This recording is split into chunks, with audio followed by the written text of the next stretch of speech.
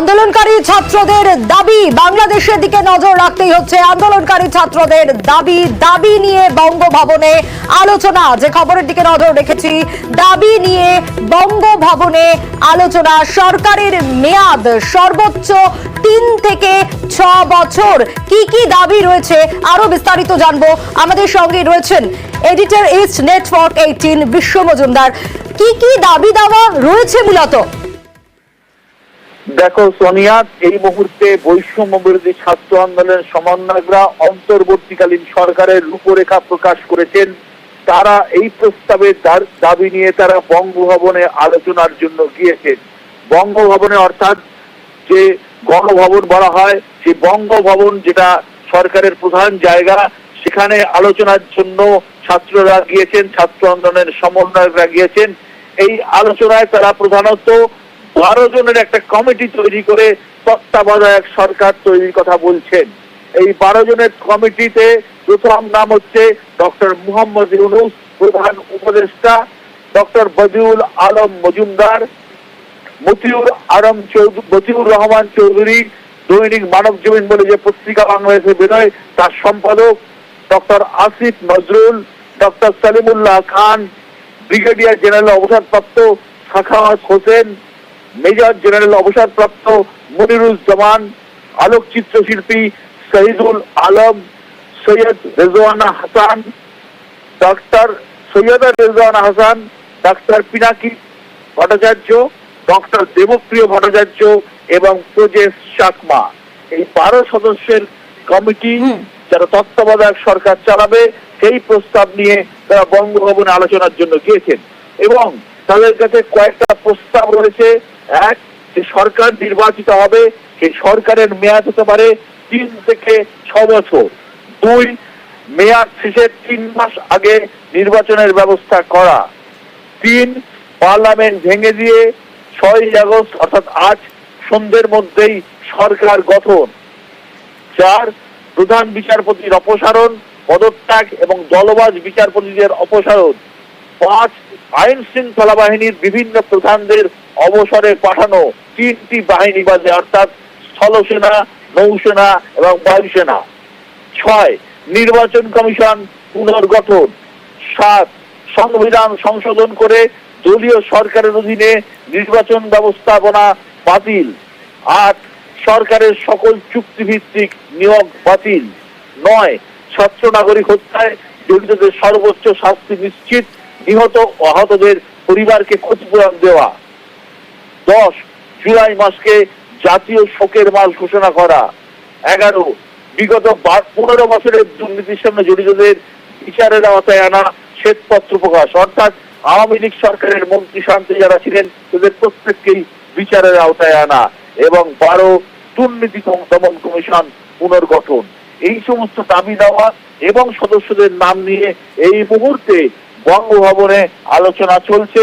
আলোচনা যদি ফলপ্রসূ হয়, তাহলে আগামী কয়েক ঘন্টার মধ্যেই তত্ত্বাবধায়ক সরকার শপথ গ্রহণ করতে পারে। দেশ বিশ্বদা, ধন্যবাদ। এডিটর ইস্ট নেটওয়ার্ক 18 বিশ্ব মজুমদার ছিলেন আমাদের সঙ্গে।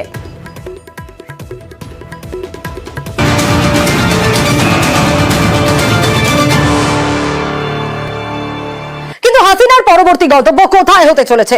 আগামী 48 ঘন্টার মধ্যে ভারত ছাড়তে পারেন শেখ হাসিনা, কিন্তু কোথায় যাবেন শেখ হাসিনা? আগামী 48 ঘন্টার মধ্যে ভারত ছাড়তে পারেন এমনটাই খবর পাওয়া যাচ্ছে। আরো বিস্তারিত এই বিষয়ে মৈত্রী আমাদের জানাবে, তবে তার আগে আরো একবার জানাবো হাসিনার পরবর্তী গন্তব্য কোথায় হতে পারে। আগামী 48 ঘন্টার মধ্যে ভারত ছাড়তে পারেন শেখ হাসিনা, কিন্তু কোথায় যাবেন? আরো বিস্তারিত মৈত্রী এই বিষয়ে জানাবেন। মৈত্রী, আগামী 48 ঘন্টার মধ্যে ভারত যদি ছাড়েন শেখ হাসিনা, তাহলে তার পরবর্তী গন্তব্য কোথায় হতে পারে?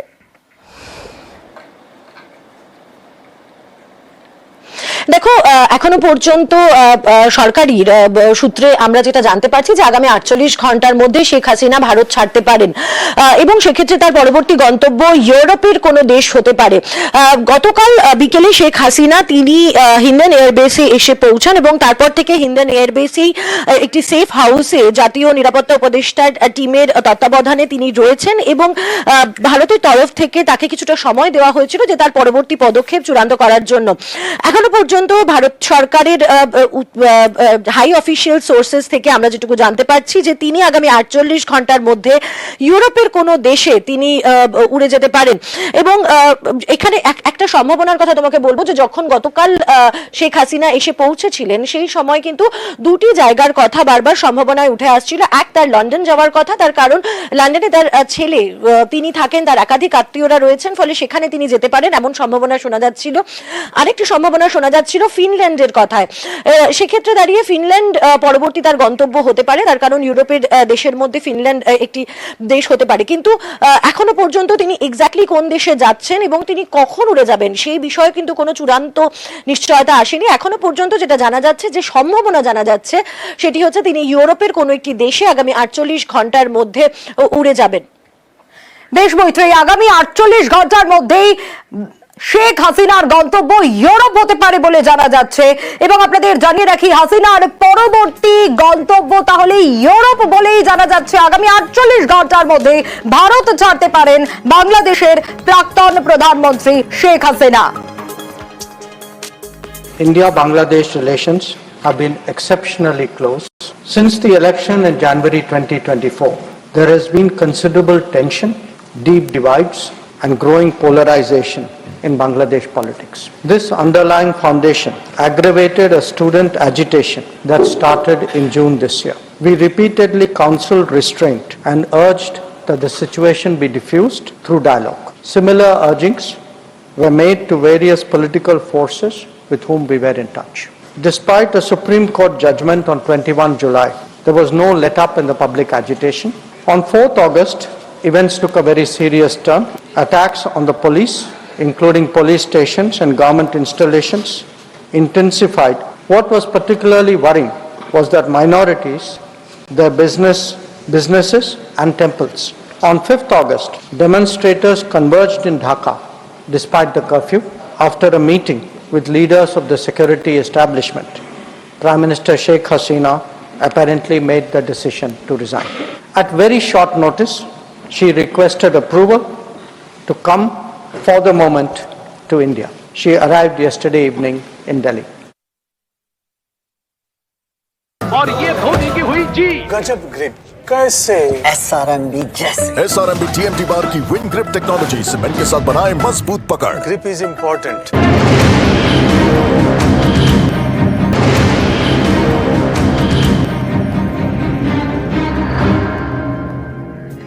ফিরলাম বিরতির পর। এবার দেখাবো মালদার মহদীপুর সীমান্তের ছবিটা, কারণ অশান্তিতেও চালু হলো না বাণিজ্য। এই মুহূর্তে কি অবস্থা, কারণ সীমান্তে আটকে রয়েছে শয়ে শয়ে ট্রাক।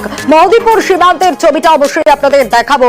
অশান্তিতে চালু হলো না বাণিজ্য। সেবক রয়েছেন আমাদের সঙ্গে। সেবক, এই মুহূর্তে কি পরিস্থিতি একটু জানতে চাইবো।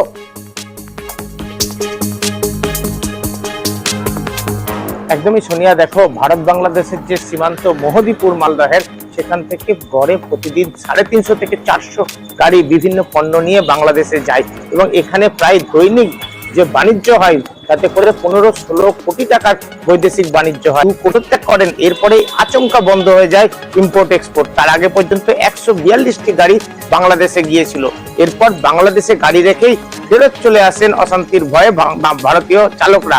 আর আজকে 0 পয়েন্টে আলোচনা হয়, সেখানে ঠিক হয় আবার বাণিজ্য শুরু হবে আর ভারতীয় চালকদেরকে গাড়ি সহ ফেরত আনার চেষ্টা হয়। কিন্তু এরই মধ্যে দুপুরে আমরা লক্ষ্য করি 0 পয়েন্টে মালদার ওপারে সেখানে বঙ্গবন্ধুর মূর্তি ভাঙা হয়, হঠাৎ করে উত্তেজনা ছড়িয়ে পড়ে।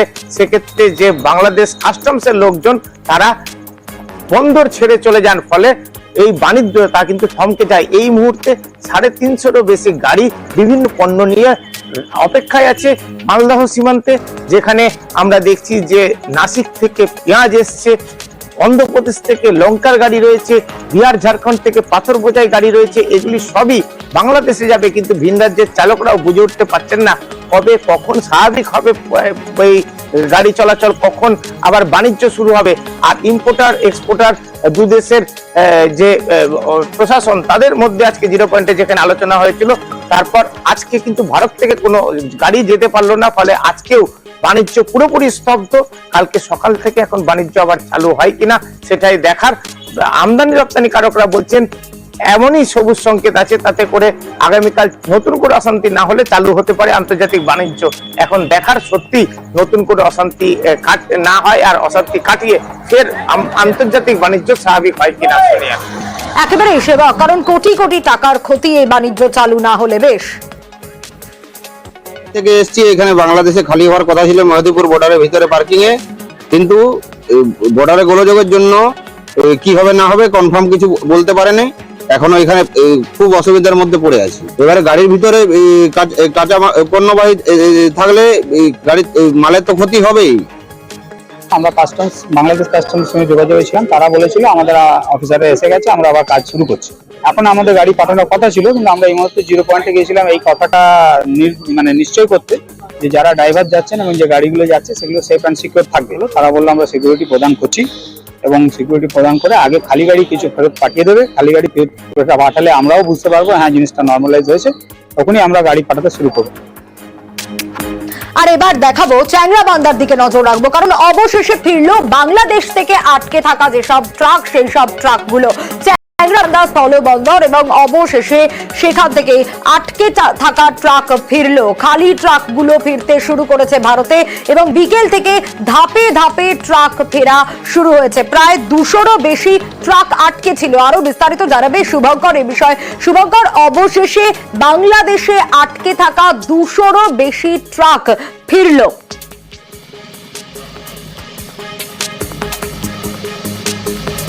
হ্যাঁ সোনিয়া, দেখো গত কয়েকদিন ধরে এই কোচবিহারের চ্যাংড়াবান্ধা দিয়ে স্থলবন্দর দিয়ে প্রায় 200র বেশি ট্রাক বিভিন্ন পণ্য, বোল্ডার, পেঁয়াজ সহ বিভিন্ন পণ্য নিয়ে যেগুলো বাংলাদেশে গিয়েছিল, এবং বাংলাদেশে অশান্তির জেরে তারা কিন্তু সেই ট্রাকগুলো নিয়ে আসতে পারেনি। সেই ট্রাকগুলো বাংলাদেশের ওপারে আটকা পড়েছিল আর কি। গতকাল জরুরি ভিত্তিতে সেখান থেকে ট্রাক চালকদের 190 জন ট্রাক চালককে ফিরিয়ে আনা হয়েছিল, কিন্তু ট্রাকগুলো সেখানেই ছিল। এরপরে ভারতীয় এক্সপোর্টার অ্যাসোসিয়েশনের পক্ষ থেকে বাংলাদেশি এক্সপোর্টারদের সঙ্গে যোগাযোগ করা হয় কাস্টমসের সঙ্গে। এরপরই সেই ট্রাকগুলো ফিরিয়ে আনার উদ্যোগ শুরু হয়। এরপর আজ দুপুর নাগাদ যে সমস্ত ট্রাক চালক রয়েছে তারা বাংলাদেশে যায়, এবং তারপর ধাপে ধাপে এদিন বিকেল থেকে ধাপে ধাপে সেই ট্রাকগুলো ফিরিয়ে আনা হয়। এবং যেটা জানা যাচ্ছে প্রায় 217টি ট্রাক বাংলাদেশে আটকে ছিল, সেই ট্রাকগুলোকে এদিন ধাপে ধাপে ফিরিয়ে আনা হলো। পাশাপাশি বাংলাদেশের কিছু ট্রাক যেগুলো পণ্য নিয়ে এই পাশে এসেছিল সেগুলো আনলোড করা হয়েছে, এবং সেই আনলোডের পর বেশ কিছু ট্রাক বাংলাদেশের যেগুলো ট্রাক ছিল সেগুলোকেও বাংলাদেশে ফেরত পাঠানো হয়েছে। সোনিয়া। বেশ শুভঙ্কর।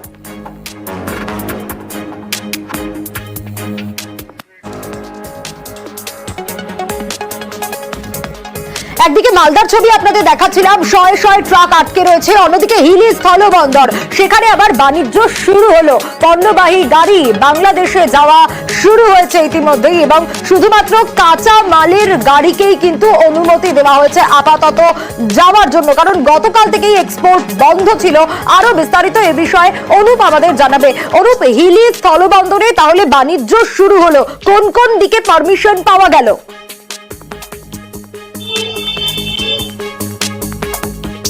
দেখো সোনিয়া, একদমই বাণিজ্য শুরু হলো যেমন শুধুমাত্র কাঁচা মালের দিকে, শুধু কাঁচা মাল বলতে কাঁচা লঙ্কা এবং পেঁয়াজ আজকে এই বিকেলের পর থেকে সে 24টি গাড়ি কিন্তু বাংলাদেশে গিয়েছে। বাকি যে অন্যান্য গাড়িগুলো তা কিন্তু হিলিতে আটকে রয়েছে। প্রায় কয়েকশো গাড়ি কিন্তু হিলিতে আটকে রয়েছে এই মুহূর্তে অন্যান্য সামগ্রী নিয়ে। শুধুমাত্র কাঁচা মালের ক্ষেত্রে কিন্তু আজ সকাল থেকেই এক্সপোর্টাররা হিলি ভারত এবং বাংলাদেশের দুই পক্ষের মধ্যে বারে বারে তাদের মিটিং হয়েছে, বারে বারে কথা হয়েছে। সেই কথা বলার পরে শেষ মুহূর্তে যা সমাধান বেরিয়ে আসে, তখন তারা 24টি গাড়ি আজ সন্ধ্যে পর্যন্ত কিন্তু বাংলাদেশে গিয়েছে। পাশাপাশি দুই স্থলবন্দরের মাধ্যমে প্রায় 200 জন মানুষও কিন্তু আজ এপার থেকে ওপারে এবং ওপার থেকে এপারে এসছে। সোনিয়া। বেশ। 106 জন ফিরলো, 7 জন থাকলো। ওই গাড়ি খালি হচ্ছে, ওগুলো নিয়ে ব্যাক করবে। গাড়ি নিয়ে এসেছে না, শুধু নিয়ে এসে গাড়ি ওখানে আছে, সিকিউরিটির জন্য ওদেরকে নিয়ে আসা হলো। আমি এক্সপোর্টার একজন, আমাদের আরো বড় চিন্তা যে গাড়িগুলো মালগুলো থেমে গেল, এগুলো খালি হচ্ছে, সেই খালিটা যেন ঠিকঠাক হয় এবং গাড়িগুলোর জন্য চলে আসে। এক্সপোর্ট আজকে হবে, কিন্তু এই কমিটমেন্ট আমরা এক্সপোর্ট অ্যাসোসিয়েশনকে দিলাম যে আজকে গাড়ি খালি করে আজকে ব্যাক করতে হবে গাড়িগুলোকে। বাংলাদেশের পক্ষ থেকে ওরা বলে খুব স্বাভাবিক আছে, কোনো সমস্যা নেই। এখানকার প্রশাসন, সিকিউরিটি, বিএসএফ এর সঙ্গে কথা বললাম, হয়তো একটু সময় লাগতে পারে, যেটা 6টা পর্যন্ত টাইম থাকে, সেটাকে আরো 1-2 ঘন্টা এক্সটেনশন করতে পারলে যেহেতু গাড়িগুলো ঢুকে যাবে। বৃদ্ধ মাকে বাংলাদেশে পাঠাতে বাধ্য হলো মেয়ের চোখে জল, কারণ ভিসার মেয়াদ শেষ হয়ে গিয়েছে। ভিসার মেয়াদ শেষ, আর সে কারণে বৃদ্ধ মাকে বাংলাদেশে পাঠাতে বাধ্য মেয়ে। চ্যাংড়াবান্ধা সীমান্তে একেবারে কান্নায় ভেঙে পড়েছে মেয়ে, তার কারণ তার চিন্তা হচ্ছে যে এই পরিস্থিতিতে মাকে বাংলাদেশে পাঠিয়ে দিতে হচ্ছে। চিকিৎসার জন্য ভারতে এসেছিলেন এই বৃদ্ধা মা, কিন্তু ভিসার মেয়াদ শেষ হয়ে যাওয়ায় বাধ্য হলেন বাংলাদেশে পাঠাতে। শুভঙ্কর রয়েছেন আমাদের সঙ্গে, শুভঙ্করের কাছে যাব। শুভঙ্কর, বৃদ্ধ মাকে ভিসার মেয়াদ শেষ হয়ে যাওয়ায় বাংলাদেশে পাঠাতে বাধ্য হলো মেয়ে, কিন্তু তার চোখেও জল, চোখে মুখে চিন্তা।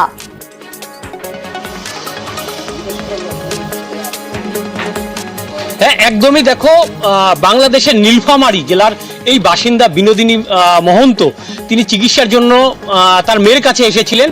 জলপাইগুড়ি জেলার ময়নাগুড়িতে তার বাড়ি, তার চিকিৎসা শেষ হয়েছে, কিন্তু মেয়ের ইচ্ছা ছিল যে বাংলাদেশ তার মাকে বেশ কিছুদিন রাখা। এর মধ্যে বাংলাদেশে যেহেতু অশান্তি হয়েছে, অশান্তি লেগেছে, গন্ডগোল হচ্ছে, ফলে তার মাকে ফেরত পাঠানোর ইচ্ছা ছিল না, মাকে নিজের কাছেই রেখে দেওয়ার ইচ্ছা ছিল।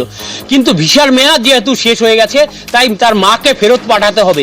কিন্তু এই যে মাকে ফেরত পাঠাতে, মার সাথে কেউ নেই, মা একা। দ্বিতীয় যে কাউকে দিয়ে মাকে নিয়ে বাংলাদেশে পাঠাবে তার ব্যবস্থা করতে পারেনি, কারণ ভিসার মেয়াদ আজ শেষ এবং আজই তাকে তার মাকে পাঠাতে হবে। তাই চ্যাংড়াবান্ধার সীমান্তে যখন মাকে পাঠাতে আসেন, কান্নায় ভেঙে পড়েন মেয়ে মাধবী রায়। তার যেটা বক্তব্য, বাংলাদেশে যে গন্ডগোল চলছে তাতে তিনি আতঙ্কিত, তার মা সুস্থভাবে বাড়িতে ফিরবেন কিনা বা মাকে আগামীতে তারা দেখতে পারবে কিনা, এই নিয়ে যথেষ্টই আতঙ্কিত ছিল, কান্নায় ভেঙে পড়েছিলেন চ্যাংড়াবান্ধা ইমিগ্রেশন চেকপোস্টে। এবং তিনি যেটা জানিয়েছেন যে ওপারে তার আরেক বোন রয়েছে, সে এসে মাকে নিয়ে যাবে, কিন্তু যতক্ষণ না মা ওপারে শান্তিতে পৌঁছেছেন, নির্বিঘ্নে পৌঁছেছেন, কারণ যেভাবে অশান্তির খবর আসতে শুরু করেছে তাতে তিনি যথেষ্টই কিন্তু আতঙ্কিত। সোনিয়া। শুভঙ্কর, ঠিক এখান থেকে একটা বিষয় জানতে চাইবো যে এই মুহূর্তে লাস্ট কি আপডেট পাওয়া যাচ্ছে? অন্যদিকে এই বৃদ্ধা চিকিৎসার জন্য এসেছিলেন, কতদিন আগে এসেছিলেন?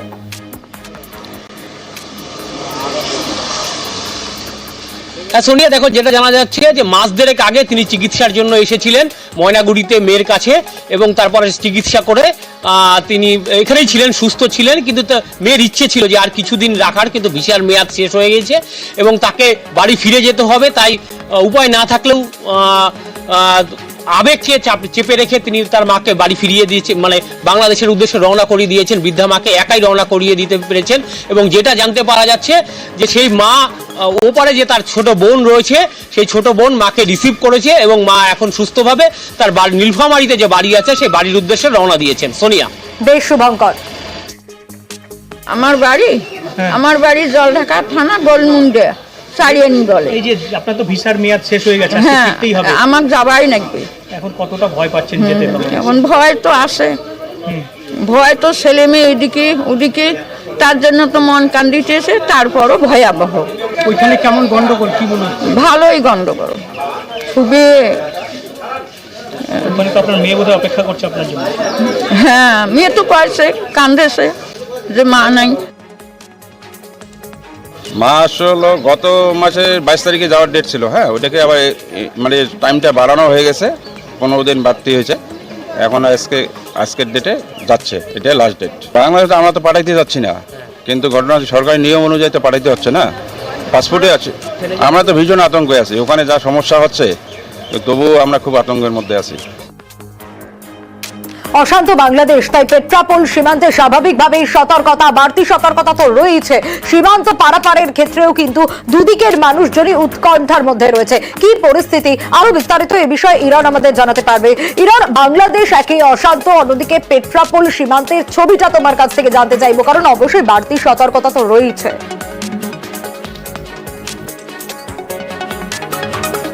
একদমই। দেখো, গতকাল যখন বাংলাদেশের সরকার পড়ে যায় এবং শেখ হাসিনা বাংলাদেশ থেকে রীতিমতো পালিয়ে চলে আসতে হয় ভারতে, তার পরবর্তী সময় থেকে কিন্তু যে পণ্য পরিবহন, পেট্রাপোল সীমান্ত, যেটা অন্যতম বড় সীমান্ত, এখান থেকে ভারত বাংলাদেশের আমদানি রপ্তানি হয়, সেটা সম্পূর্ণ বন্ধ হয়ে গেছে অনির্দিষ্টকালের জন্য। যে লরিগুলো ইতিমধ্যেই বাংলাদেশে পৌঁছে গিয়েছিল সেগুলোকে একে একে ফেরত আনা হচ্ছে।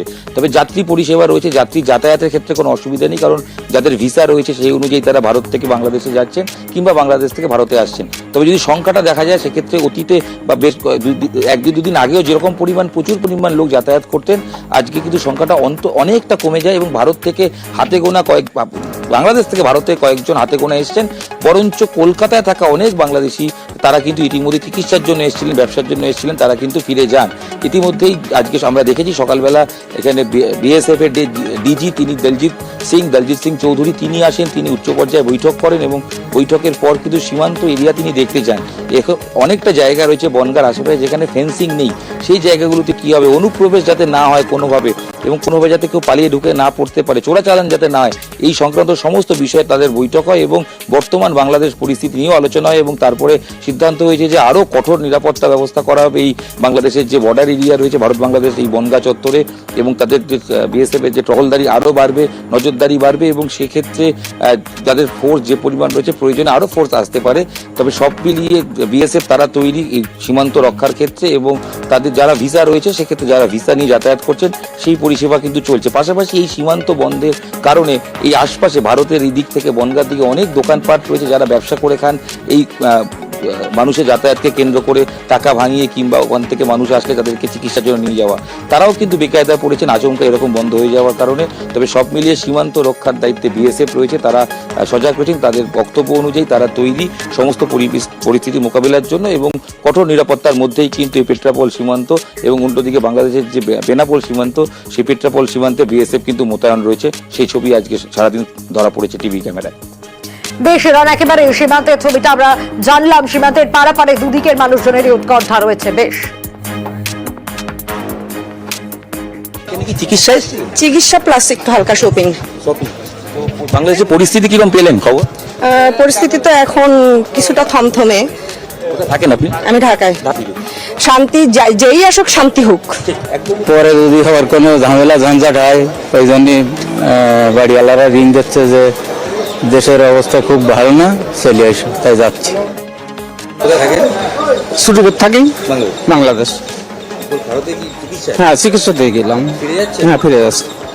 ওই বাড়িতেই মোবাইলটা আছে, বাড়ি চলে এসো, থাকতে পারছে না কেউ, পুরুষ ছেলে নেই তো বাড়িতে কেউ, ছেলেরা বাইরে থাকে ছেলেরা, আমি একলা বাড়ি।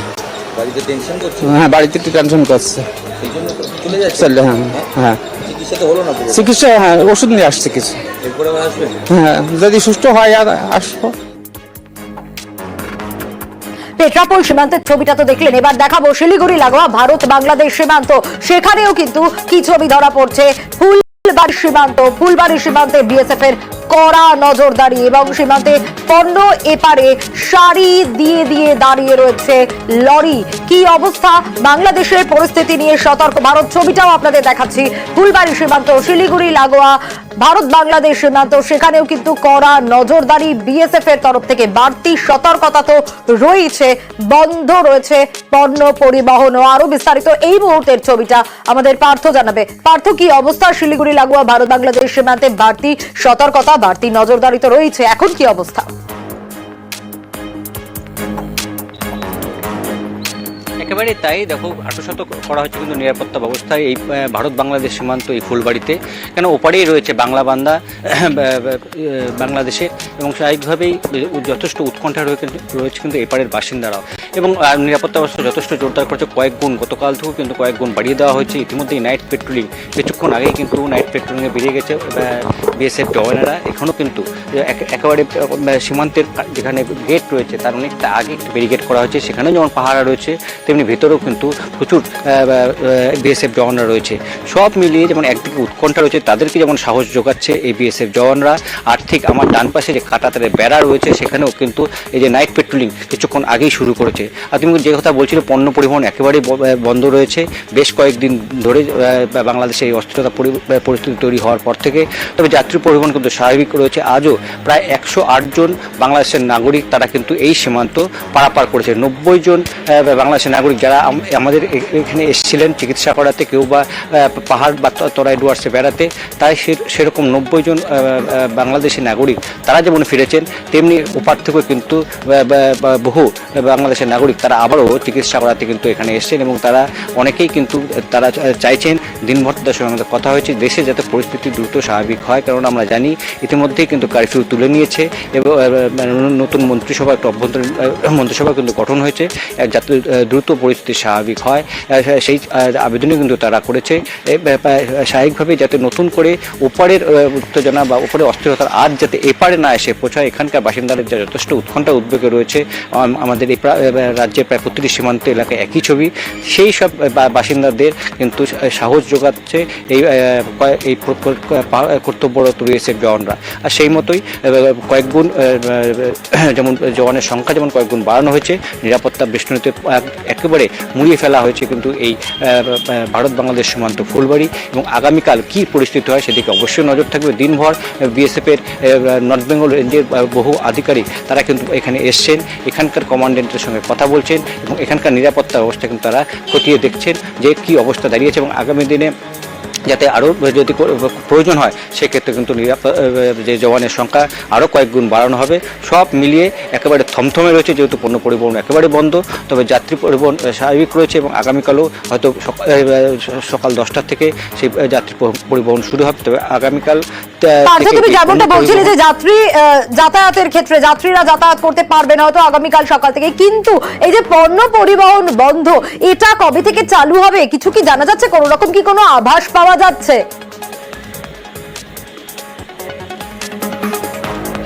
মানে এখনো পর্যন্ত সেরকম কোনো আভাস এখান থেকে পাওয়া যায়নি। সীমান্ত এলাকা থেকে যারা এক্সপোর্টাররা আছে তারা খোঁজ খবর নিচ্ছেন ইমিগ্রেশন সেন্টারে দিনভর, তাদেরকে দেখা গেছে যে কবে থেকে চালু। কারণ শুধু এই সীমান্ত দিয়ে শুধু আমাদের দেশের লরি শুধু যায় না, বা প্রতিবেশী আরও দুটি দেশ নেপাল এবং ভুটান থেকেও কিন্তু পণ্যবাহী লরি ওপারে যায়, আবার ওপার থেকেও কিন্তু নেপাল এবং ভুটানের দিকে কিন্তু লরি আসে।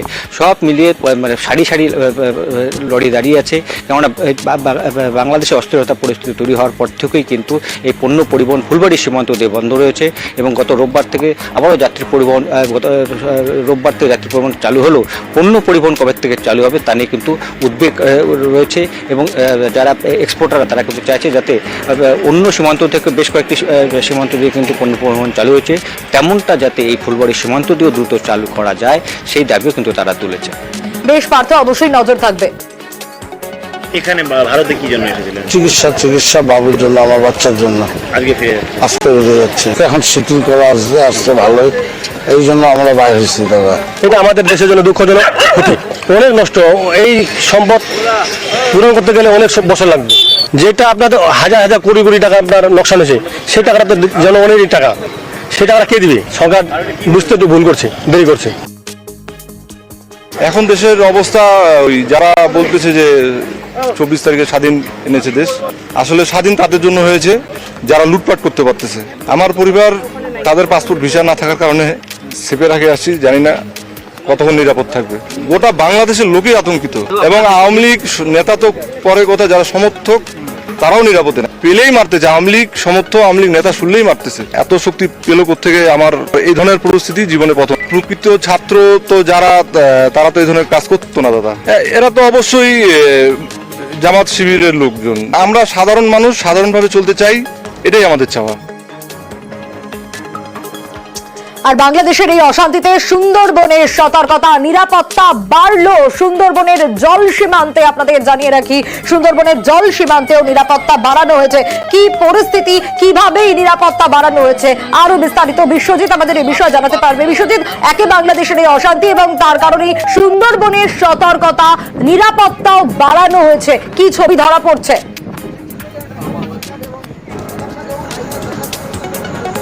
হ্যাঁ দেখো, একেবারেই প্রতিবেশী দেশের যে পরিস্থিতি সেই কথাটা কিন্তু মাথায় রেখে আগে ভাগেই কিন্তু যেটা দেখা গেল যে ভারতীয় উপকূল রক্ষী বাহিনী এবং যে সুন্দরবন পুলিশ জেলার যে কোস্টাল পিএসগুলো রয়েছে তাদের কিন্তু হাই অ্যালার্ট জারি করা হলো।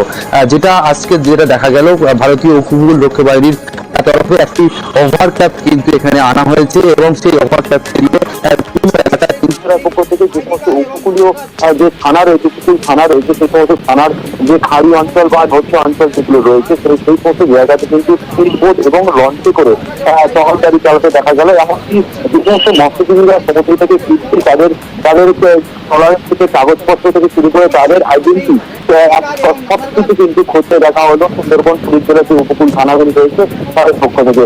সব মিলে বড় যে নিরাপত্তাজনিত বিষয় নিয়ে কিন্তু সুন্দরবনের যে জলসীমান্ত সেটা কিন্তু পরিস্থিতি আটক করে রাখলো প্রশাসন। বিশ্বজিৎ, আমি সোনিয়া রয়েছি তোমার সঙ্গে। একটু জানতে চাইবো যে এই বাংলাদেশে অশান্তির জেরে সুন্দরবনের জল সীমান্তে যে সতর্কতা রয়েছে, খুব স্বাভাবিকভাবে সেখানকার মানুষজন তারা কি বলছে? হ্যাঁ দেখো, স্বাভাবিকভাবে প্রতিবেশী দেশের যে পরিস্থিতি তাতে কিন্তু সুন্দরবন এলাকায় তুমি জানো বেশিরভাগ মানুষ কিন্তু মৎস্যজীবী এবং তাদেরও মধ্যে কিন্তু একটা চিন্তার ভাঁজ রয়েছে। বেশ কিছু মানুষজন এখানে যারা আছেন তারা 1971 সালের আগে এখানে কিন্তু এসেছেন, তাদেরও এখনো পর্যন্ত ওখানে কিন্তু আত্মীয়রা রয়েছেন, সেক্ষেত্রে তাদেরও একটা চিন্তার বিষয়। এবং তুমি জানো যেহেতু মৎস্যজীবী এরা সমুদ্রে যান এবং মৎস্য শিকার করেন, একদম বাংলাদেশ বর্ডার লাগোয়ার সময় কিন্তু ফিশিং করে, আর স্বাভাবিকভাবে সেখানে কিন্তু নিরাপত্তা আটপট হয়ে যাওয়ার পর কিন্তু তাদেরকে কিন্তু তারা যখন সমুদ্র থেকে ফিরছে তাদেরকে কিন্তু চেকিং করা হচ্ছে এবং সব কিছু লক্ষ্য নজর রাখা হয়েছে সুন্দরবন পুলিশ জেলার পক্ষ থেকে। বেশ বিশ্বজিৎ, আমাদের নিজেদের পরিচয়পত্র, নৌকোর কাগজপত্র দেখে তারপর ছেড়ে দিল। বললো যে তোমার হচ্ছে যদি বাইরে থেকে কোনো লোকজন আসে আমাদের খবর মানে জানাবেন, বা তোমার হচ্ছে যদি কোনো সমস্যা হয় আমাদের জানাবে। বাংলাদেশের পরিস্থিতির দিকে তো নজর থাকবে, প্রত্যেকটা আপডেট আপনাদের দেবো, অন্যান্য খবরেও নজর রাখবো। সরকারি স্কুলের জমিও বিক্রি হয়ে গেল। হ্যাঁ, কি অভিযোগ? স্কুল পরিদর্শকের সইটাও নকল করে ফেলেছেন প্রধান শিক্ষক, তার বিরুদ্ধেই এই অভিযোগ। একেবারে এই সরকারি স্কুলের জমি বেচে দিয়েছেন তিনি বলে অভিযোগ উঠে আসছে। সেই জমিটার ছবি আপনারা দেখছেন ইতিমধ্যে, এবং দেখুন সইও নকল করে ফেলেছেন। আরো বিস্তারিত পঙ্কজ এ বিষয়ে আমাদের জানাতে পারবে। পঙ্কজ, অভিযোগ তো উঠে আসছে প্রধান শিক্ষকের বিরুদ্ধে, স্কুল পরিদর্শকের সইটাও তিনি নকল করে ফেললেন।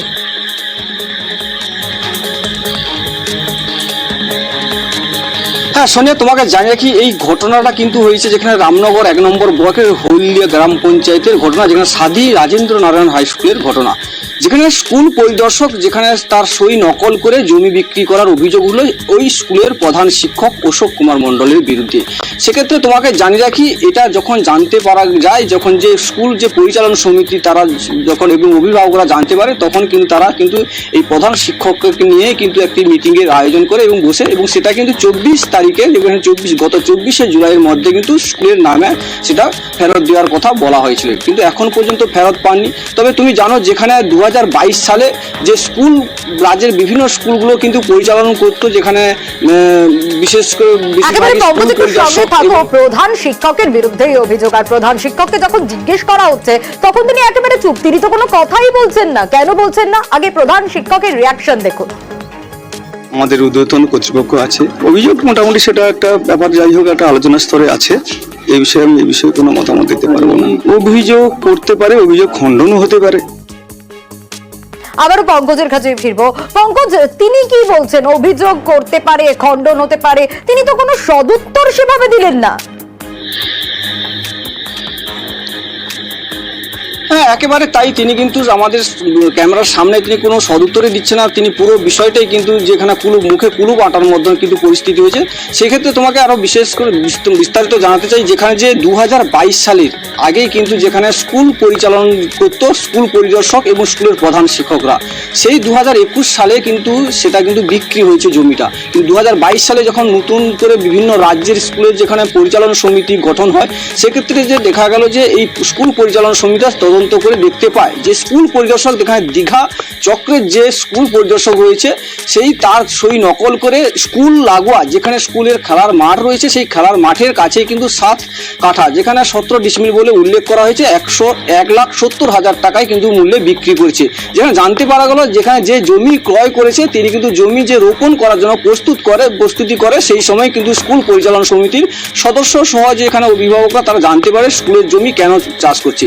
সেই ক্ষেত্রে জানতে পারা যায় যেখানে যে স্কুল পরিদর্শকের কাছে যখন অভিযোগ জানায়, তখন স্কুল পরিদর্শকের কাছে সেই স্কুল পরিদর্শকের সই নকল করে জমিটি বিক্রি করা হয়েছে। সেক্ষেত্রে স্কুল পরিদর্শকও সেই অভিযোগ কিন্তু যেখানে জানান তাদের হায়ার অথরিটিকে এই বিষয় নিয়ে কিন্তু পুরো বিষয়ের ঘটনা কিন্তু অভিযোগ দায়ের করেছে।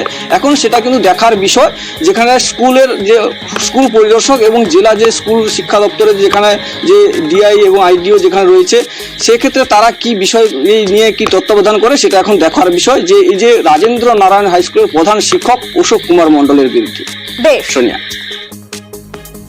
বর্তমান পরিচালন সমিতি আসার পরে আমরা খুঁটিনাটি যখন কাগজপত্র দেখতে যাই তখন দেখি যে এই অসঙ্গতিটা আছে। এই নিয়ে আমি সরকারি যে দপ্তরগুলোতে আছে দপ্তরগুলোতে অভিযোগ জানিয়েছি। আমরা চাইছি যে স্কুলের জায়গায় স্কুলে ফেরত আসুক। সরকারি ল্যান্ড কেউ অন্যায়ভাবে বিক্রি করতে পারবে না বা সম্ভবও নয়। তো তিনি করেছেন। এলাকাবাসীর দাবি একটাই যে স্কুলের সরকারি সম্পদ সরকারের স্কুলের নামেই ফিরে আসুক। যখনই এটা আমরা জানতে পেরেছি সেই সময়তেই প্রধান শিক্ষকের বিরুদ্ধে অভিযোগ দায়ের করেছি। আমার যে হায়ার অথরিটি আছে এবং সেখানে প্রেসিডেন্ট অর্ডার করা হয়েছে যথোপযুক্ত ব্যবস্থা নেওয়ার জন্য, আইনি ব্যবস্থা। যা কিছু তথ্য প্রমাণ পাওয়া গেছে সেগুলো সবকিছুই সাবমিট করা হয়েছে এবং সেখানে উনি কিন্তু ওনার দোষও স্বীকার করেছে। উনি যে রেজিস্ট্রির সময় সিগনেচার জাল করেছে। এবার ছবি দেখাবো। রাস্তার নিকাশির অবস্থা একেবারে বেহাল, কিন্তু উন্নয়ন কেন হচ্ছে না? কারণ ভোট দেওয়া হয়নি, এমনটাই অভিযোগ। কিন্তু অভিযোগ কাউন্সিলরের বিরুদ্ধেও রয়েছে স্থানীয়দের। তিনি অসহযোগিতা করছেন। কেন এই অসহযোগিতা? ভোট দেওয়া হয়নি বলে উন্নয়ন বন্ধ, কি কারণ? আরো বিস্তারিত দীপক আমাদের এ বিষয়ে জানাবে।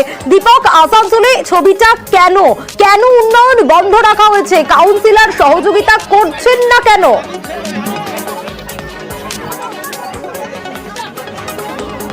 দেখো, একেবারে এমনই অভিযোগ আসানসোল পৌর নিগমের ৭৫ নম্বর ওয়ার্ডের গ্রামবাসীদের।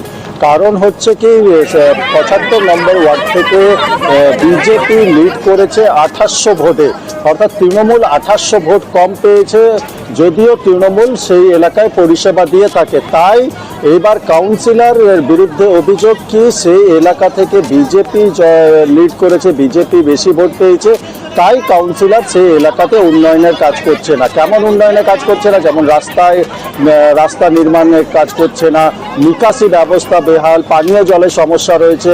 বিষয়টি কাউন্সিলরকে একাধিকবার জানিয়েছে গ্রামবাসীরা, কিন্তু কাউন্সিলরের পক্ষ থেকে কোনো উদ্যোগই নেওয়া হয়নি, এমনটাই অভিযোগ করেছে গ্রামবাসীরা। গ্রামবাসীদের একটাই দাবি কি, পৌর পরিষেবা যে পাওয়ার কথা কাউন্সিলরের কাছ থেকে, সে পরিষেবা পেতে গেলে কাউন্সিলরকেই অভিযোগ জানাবে। পৌরসভাকেও অভিযোগ জানিয়েছে, কিন্তু এখনো গ্রামবাসীদের সমস্যাই থেকে গেছে, গ্রামবাসীদের সমস্যার সমাধান হয়নি। অন্যদিকে কাউন্সিলর সুমিত মাঝির পাল্টা দাবি কি, বিজেপি বেশি ভোট পেয়েছে, তৃণমূল ওয়ার্ড থেকে কম ভোট পেয়েছে, তা কোনো কারণ নেই। সমস্যার কথা তিনিও জানেন, তিনিও আসানসোল পৌর নিগমকে বিষয়টি জানিয়েছেন। যদি পৌর নিগম অর্থ বরাদ্দ করে তাইলে কিন্তু এলাকার সমস্যা মেটানো হবে, কিন্তু পৌর নিগম কোনো কাউন্সিলর বলছেন এখানে জনবসতি বেশি আর আমি ভোট পাচ্ছি না সেরকম, ওই জন্য আমি এখানে কিছু কাজ করতে পারবো না। এবার বলুন আমরা কোথায় যাব? আর যারা গাড়ি নিয়ে বেরোচ্ছে, যাদের নতুন বাড়ি হচ্ছে, গাড়ি বেরোচ্ছে, তাদেরকে আমরা বলছি রাবিশ ঢালুন, তারা রাবিশ ঢালছে, আবার বৃষ্টির জলে সে রাবিশ তো ধোয়া হয়ে চলে যাচ্ছে। তাহলে আজ আমরা ১৫ বছর ১৬ বছর কেউ আছে, আমরা আজ ৭ বছর আছি, এইরকম চলছে। আর কত বছর চলবে বলুন? গ্রামবাসীদের অভিযোগ যে লোকসভা ভোটে তারা ভোট দেননি বলে আপনি সেই ওয়ার্ডে কাজ। এটা মিথ্যে কথা, সম্পূর্ণ আমি গোটা ওয়ার্ডে ২৭৮৩টা ভোটে হেরে আছি, পুরো ওয়ার্ডটাতে হেরে আছি, প্রত্যেকটা বুথে হেরে আছি। না, এটা ভুল কথা, এটা প্রত্যেকটা বুথে আমি হেরে আছি। কেউ যদি দুজন বিজেপির ছেলে আছে, এটা উস্কানিমূলক কাজ করছে, এটা সম্পূর্ণ মিথ্যা কথা। আমি তাহলে পুরো ওয়ার্ডে যদি আমি হেরেছি, পুরো ওয়ার্ডে কি আমি কাজ করবো না? তাহলে কাজটা হচ্ছে কি করে বলুন? ওভারহেড ট্যাঙ্কি করলে একটা রিজার্ভার কি করে হয়ে গেল? এবারে এখানে আমি বলেছি তো হবে, চিঠি দিয়েছি, টেন্ডার হলে নিশ্চয়ই কাজ করে দেবেন। এবার তমলুকের ছবি দেখাবো। সরকারি জল প্রকল্পে নিয়োগ দুর্নীতির অভিযোগ উঠে আসছে। তমলুকে বিডিও অফিসে বিজেপির তরফ থেকে বিক্ষোভ। কি অভিযোগ উঠে আসছে, কেন এই বিক্ষোভ? আরো বিস্তারিত সুজিত আমাদের জানাতে পারবে। সুজিত, সরকারি জল প্রকল্প, সেখানেও নিয়োগ দুর্নীতি, কি অভিযোগ উঠে আসছে?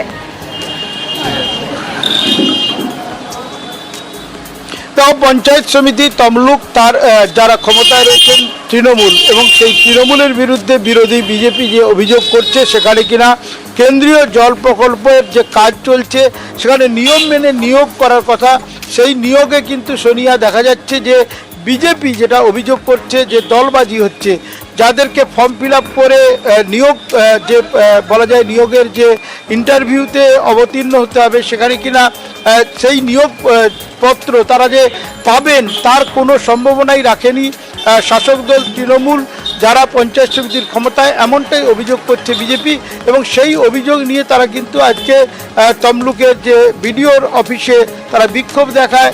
তারা একই সঙ্গে তারা ডেপুটেশন দিয়েছেন এবং তারা যে অভিযোগ করছেন তৃণমূল অভিযোগ অস্বীকার করছে, কিন্তু বিষয়টি নিয়ে কিন্তু একেবারে আজকে থেকে আন্দোলন শুরু করলো বিজেপি এবং তারা বলছেন লাগাতার আন্দোলনে যাবেন, কারণ তারা বলছেন যে এই যে নিয়োগ করার কথা স্বচ্ছভাবে সেটা হচ্ছে না, কারণ যারা আবেদন করবেন সেখানে কিনা দলবাজি হচ্ছে। দলবাজি মানে শাসক দলের বিরুদ্ধে অভিযোগ করছে বিরোধীরা এবং সেই অভিযোগ সামনে এনে প্রথমে তারা প্রশাসনের কাছে অভিযোগ জানিয়েছিলেন তাদের দাবি, তারা অভিযোগ করছেন ও দাবি জানিয়ে কিছু হয়নি। শেষমেশ সোনিয়া তারা পথে নেমে আন্দোলন করতে চাইছেন, কারণ চাকরির দুর্নীতি সেটা হলো পঞ্চায়েত সমিতি অর্থাৎ ব্লকের তমলুক ব্লকের বিভিন্ন জায়গায় জল প্রকল্পে যে নিয়োগ, সেই নিয়োগের ক্ষেত্রে এই চাকরি দুর্নীতি হচ্ছে বলে অভিযোগ। একেবারে সুজিত, একেবারে বেশ। যে নল জল মিত্রা নিয়োগে এবং জল জীবন মিশনের বিভিন্ন পাম্প হাউসে যে নিয়োগে সম্পূর্ণ রাজনীতিকরণ করা হচ্ছে, এর বিষয়গুলো আমরা পুঙ্খানুপুঙ্খভাবে আমি এবং আমাদের প্রধানরা এবং পঞ্চায়েত সমিতির সদস্যরা যারা ছিলেন তারা বিস্তারিতভাবে বলেছেন এবং জয়েন্ট বিডিও সাহেব উনি কথা দিয়েছেন এই বিষয়টি উপর নেতৃত্বের সঙ্গে বা ঊর্ধ্বতন কর্তৃপক্ষের সঙ্গে আলোচনা করবেন। এই অভিযোগের কোনো বাস্তবতা নেই, তার কারণ কোথাও তৃণমূল কংগ্রেস পার্টির প্যাডে সুপারিশ করে কোন জায়গায় জল জীবন মিশনের অর্থাৎ পাম্প অপারেটর নিয়োগ হয়নি। নিয়ন্ত্রণ হারিয়ে দোকানে গ্যাস ট্যাঙ্কার ঢুকে গেল, এই দুর্ঘটনা কিভাবে ঘটলো? কয়েকজন পড়ুয়াও আহত হয়েছে বলে জানা যাচ্ছে। আরো বিস্তারিত শঙ্করের বিষয়ে আমাদের জানাবে। শঙ্কর, কিভাবে এই দুর্ঘটনা ঘটলো এবং যে পড়ুয়ারা আহত হয়েছিল তারা এই মুহূর্তে কেমন রয়েছে?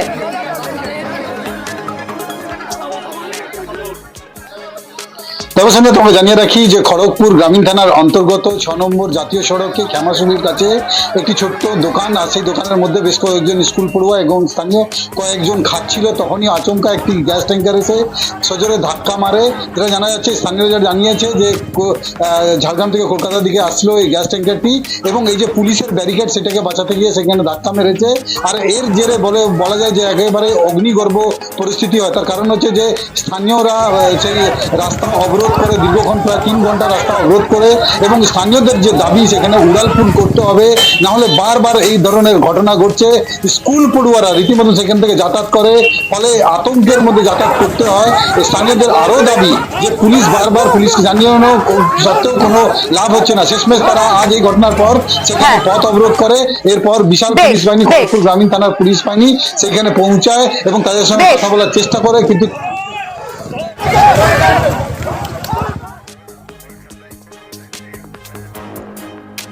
এবার জলঙ্গির একটা ছবি দেখাবো। আচ্ছা বলুন, রাস্তায় যদি রূপো ছড়িয়ে থাকে তাহলে কি হবে? এই ছবিটাই তো হবে।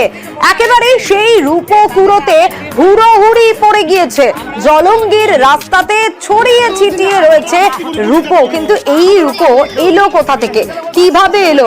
জলঙ্গির ঘোষপাড়ার ছবিটা আপনাদের দেখাচ্ছি, বাকিটা প্রণব আমাদের জানাবে। প্রণব, রূপো যদি ছড়িয়ে থাকে রাস্তায় তাহলে তো এভাবেই কুড়োনোর জন্য হুড়োহুড়ি পড়ে যাবে, কিন্তু কেন, কোথা থেকে এলো এত রূপো?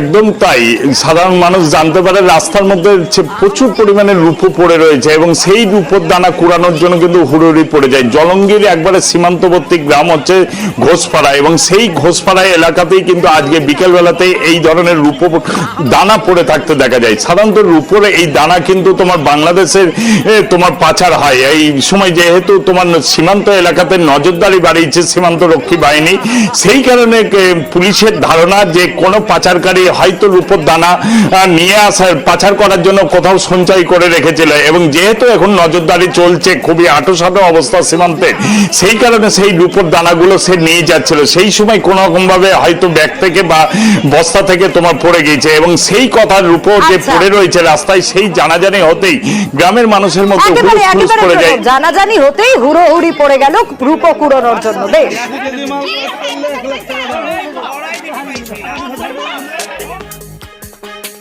এবার দেখাবো খড়গপুরে আবর্জনা সমস্যা। একেবারে জাতীয় সড়কের উপর দেখুন কিভাবে ডাই করা রয়েছে আবর্জনার স্তূপ। যে কোনো সময় খুব স্বাভাবিকভাবে এই রাস্তা দিয়ে চলাচলের ক্ষেত্রে তো মানুষ অসুস্থ বোধ করবেনই, কিন্তু কেন এই পরিস্থিতি? আরো বিস্তারিত শঙ্কর আমাদের জানাতে পারবে। শঙ্কর, কতদিন ধরে এই পরিস্থিতি, কেন এরকম অবস্থা, পুরসভা কি বলছে?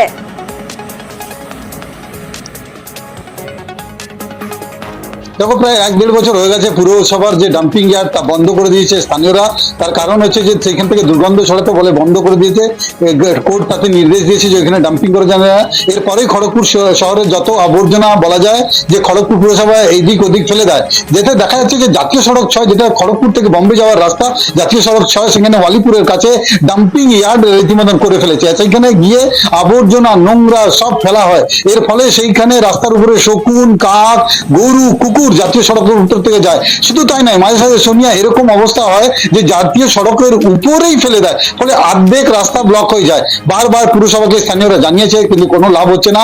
আমরা পুরসভাকে যখন প্রশ্ন করি তখন চেয়ারপারসন জানিয়েছেন যে আপনাদের মাধ্যমে খবর পেয়েছি, সঙ্গে সঙ্গে আমরা কাজ করে দেবো। এরপরেই দেখা গেছে আজ সকাল থেকে সেখানে অভিযানে নেমেছে পুরসভা এবং গোটা বলা যায় যে আবর্জনা তারা পরিষ্কারও করে দিয়েছে। সোনিয়া, বেশ,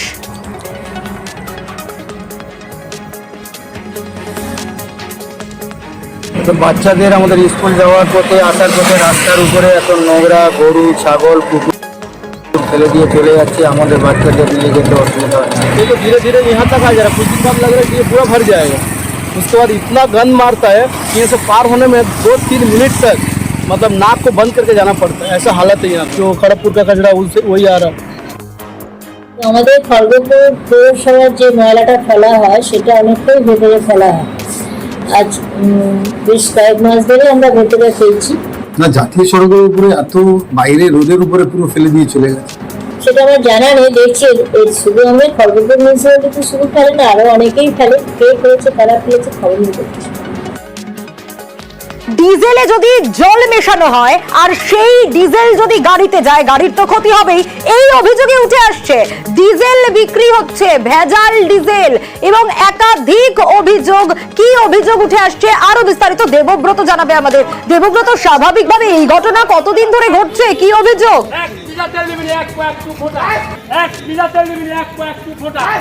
একেবারে দেখো সোনিয়া, যেমনটাই অভিযোগ উঠে আসছে, জয়পুরে একটি পেট্রোল পাম্প থেকে জল মেশানো ডিজেল বিক্রি হচ্ছে।